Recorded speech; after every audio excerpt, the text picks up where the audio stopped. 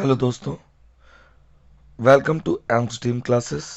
आज है 1 जून 2020 और 1 जून 2020 से बनने वाले जितने भी करंट अफेयर्स के क्वेश्चन हैं वो आज हम इस वीडियो में डिस्कस करेंगे। साथ ही साथ वीडियो के अंत में हम आपसे एक क्वेश्चन पूछेंगे जिसका आंसर आपको कमेंट बॉक्स में बताना है। तो वीडियो के अंत तक हमारे साथ बने रहिएगा।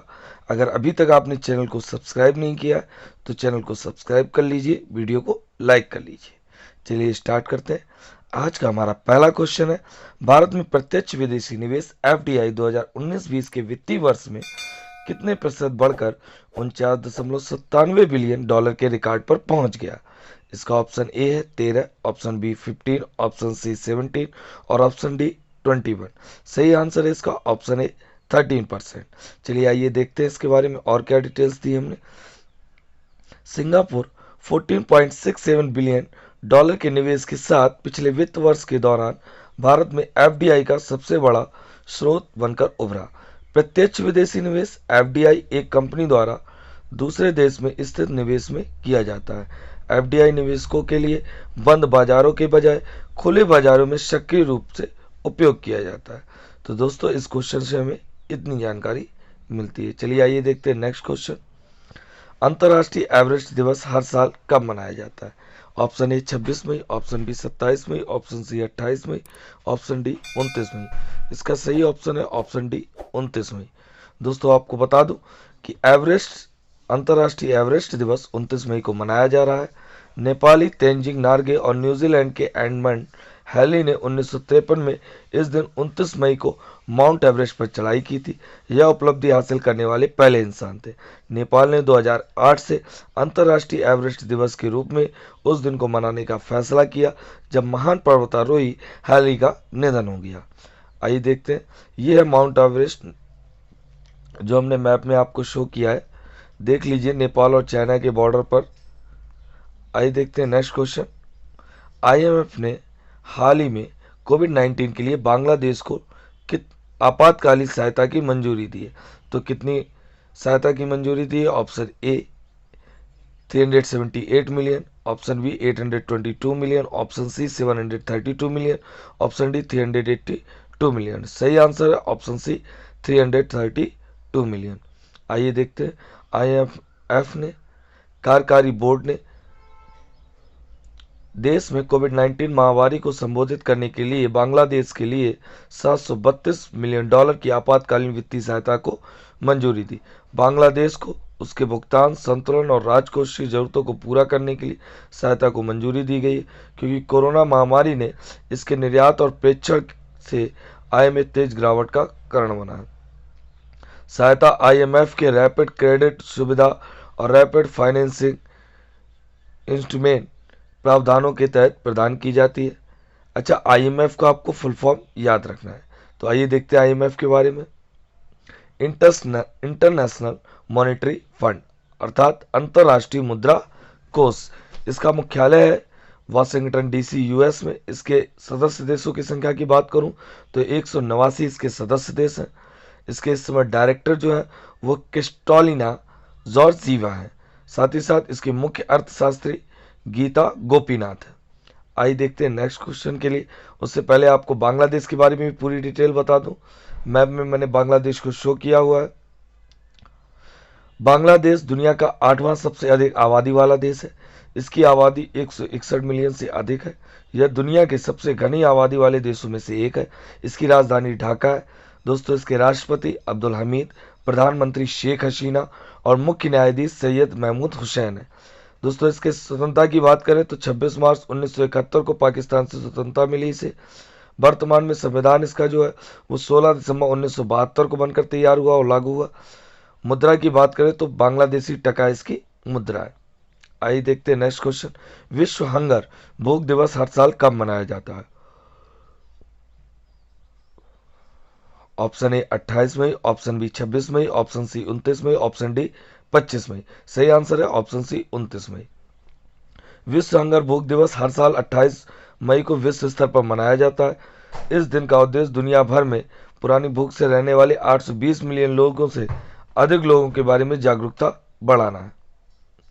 आइए देखते हैं नेक्स्ट क्वेश्चन। निम्न में से किस राज्य सरकार ने वापस आए प्रवासियों मुख्यमंत्री स्वरोजगार योजना शुरू की है। तो दोस्तों अभी हाल ही में मुख्यमंत्री स्वरोजगार योजना शुरू की गई है। किस प्रदेश ने की है, इसका आंसर आपको बताना है। Option A Assam, option B Manipur, option C Uttarakhand, option D Himachal Pradesh. इसका सही आंसर है ऑप्शन सी उत्तराखंड। दोस्तों हाल ही में उत्तराखंड ने इस योजना की शुरुआत की है। लॉकडाउन के दौरान राज्य में वापस आए प्रवासियों को बनाए रखने के लिए उत्तराखंड के मुख्यमंत्री त्रिवेंद्र सिंह रावत ने मुख्यमंत्री स्वरोजगार योजना का उद्घाटन किया। साथ ही साथ यह युवाओं को स्वरोजगार के अवसर प्रदान करता है और रिवर्स माइग्रेशन को बढ़ावा देता है।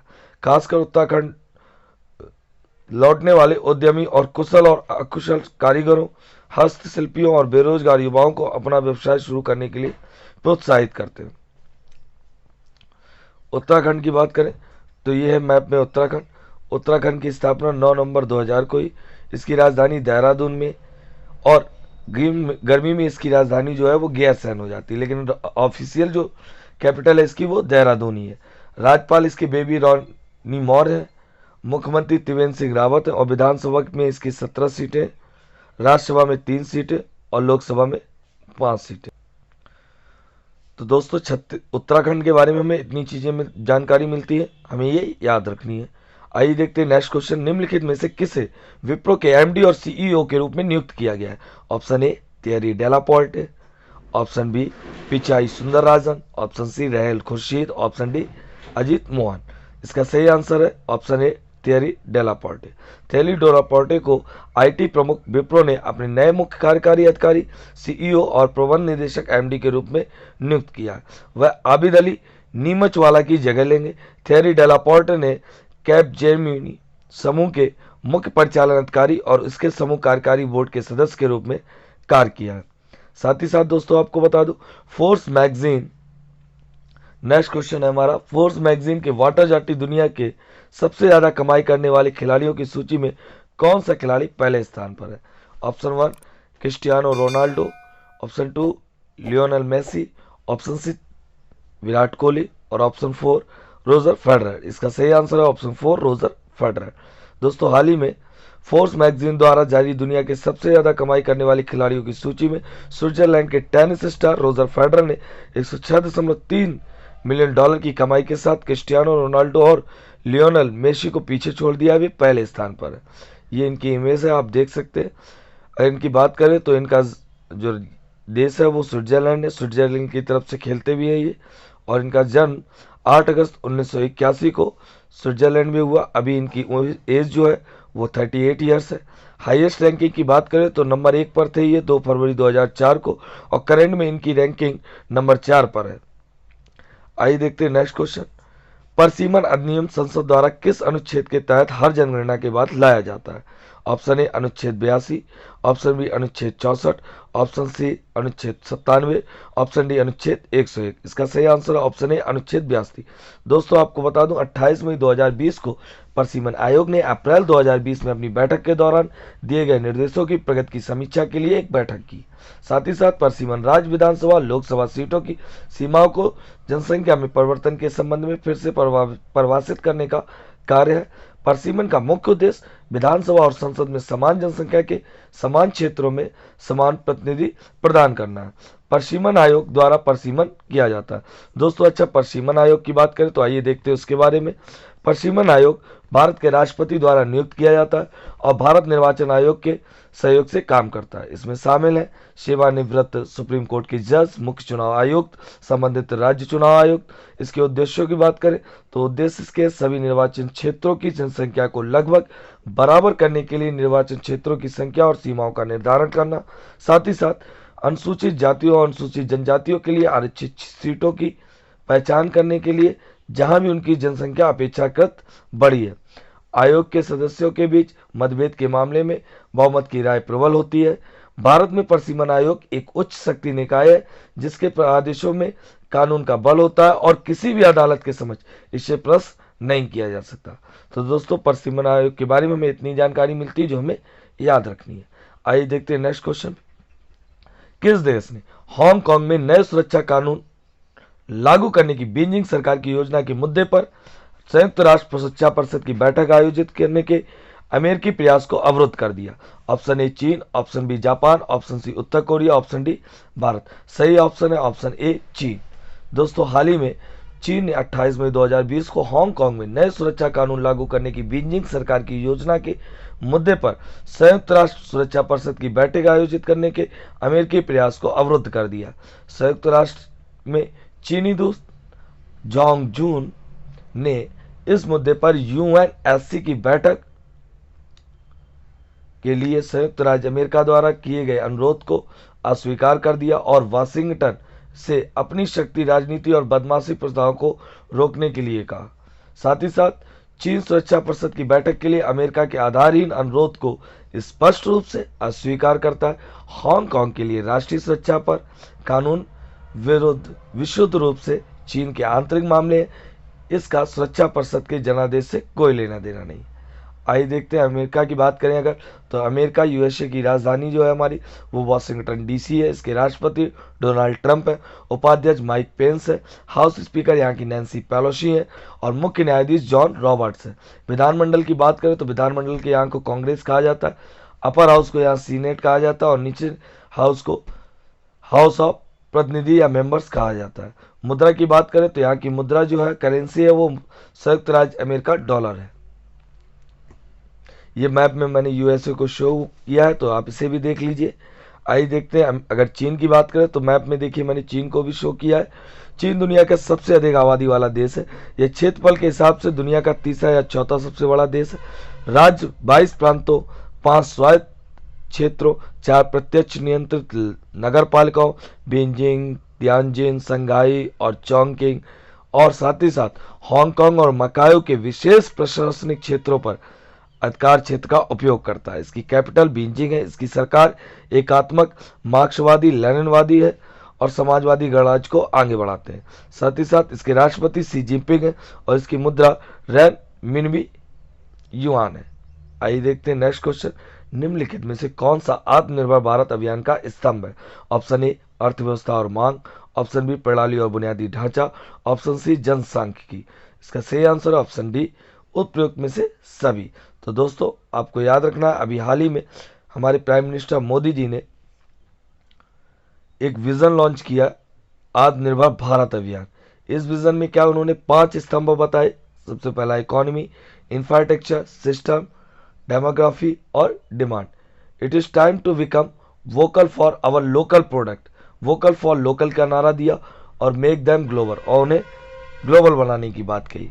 कोरोना के चलते हमारे पीएम जी ने 5 स्तंभ दिए हैं। तो दोस्तों हमें इससे इतनी जानकारी मिलती है। आज के वीडियो के हमारे क्वेश्चन से आपको जो भी डाउट हो आप हमें कमेंट बॉक्स में पूछ सकते हैं।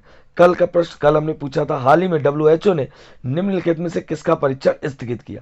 ऑप्शन ए लेपेनवीर रेतोनवीर, ऑप्शन बी लोपेनवीर और रितोनवीर और रेमडेसिविर, ऑप्शन सी हाइड्रोक्लोरोक्विन। तो ऑप्शन डी है इसका उपयुक्त में से सही। इसके सारे आंसर राइट है और इसका सही ऑप्शन है उपयुक्त में से सभी। आइए देखते हैं विश्व स्वास्थ्य संगठन ने हाल ही में कोविड-19 के इलाज में ड्रग हाइड्रोक्सीक्लोरोक्विन की प्रभावशीलता पर अपने परीक्षण को निलंबित कर दिया। ICQ परीक्षण संगठन द्वारा शुरू किए गए 4 मेगा परीक्षणों में से एक है।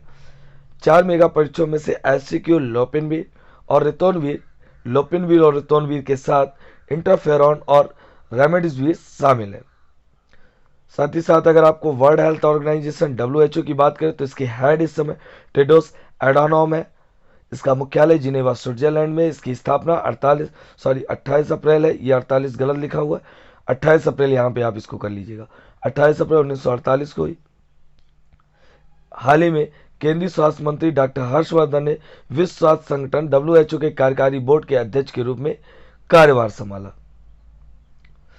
आज का हमारा प्रश्न है दोस्तों, तंबाकू निषेध दिवस हर साल कब मनाया जाता है? तो इसका सही आंसर आपको कमेंट बॉक्स में लिख के बताना है। साथ ही साथ आज के PDF नोट्स अगर आप चाहते हैं तो हमारे टेलीग्राम चैनल पर हमें ज्वाइन कर लीजिए। वहां पर आपको अभी तक के सारे PDF नोट्स एक साथ मिल जाएंगे। अगर आज के वीडियो में आपको किसी भी क्वेश्चन से रिलेटेड कोई भी डाउट है तो आप कमेंट बॉक्स में हमसे पूछ सकते हैं। साथ ही साथ आपको हमारा आज का वीडियो कैसा लगा कमेंट बॉक्स में जरूर लिखिएगा। अगर आप हमें फेसबुक पर फॉलो करना चाहते हैं तो फेसबुक और इंस्टाग्राम पर एम स्ट्रीम क्लासेस के नाम से हमारा पेज है, उसे आप फॉलो कर सकते हैं। अगर आप पीडीएफ नोट्स चाहते हैं या और टॉपिक्स के पीडीएफ नोट्स पढ़ना चाहते हैं तो आप हमारे टेलीग्राम चैनल पर ज्वाइन कर सकते हैं, जिसका लिंक हमने डिस्क्रिप्शन में नीचे दिया हुआ है। साथ ही साथ हमारे चैनल को सब्सक्राइब कर लीजिएगा। पूरा वीडियो देखने के लिए बहुत बहुत धन्यवाद आपका। Thank you so much. हमारे साथ बने रहिएगा। कल फिर आपके बीच उपस्थित होऊंगा डेली करंट अफेयर सीरीज के साथ। तो चलिए आज के लिए इतना ही। Thank you so much.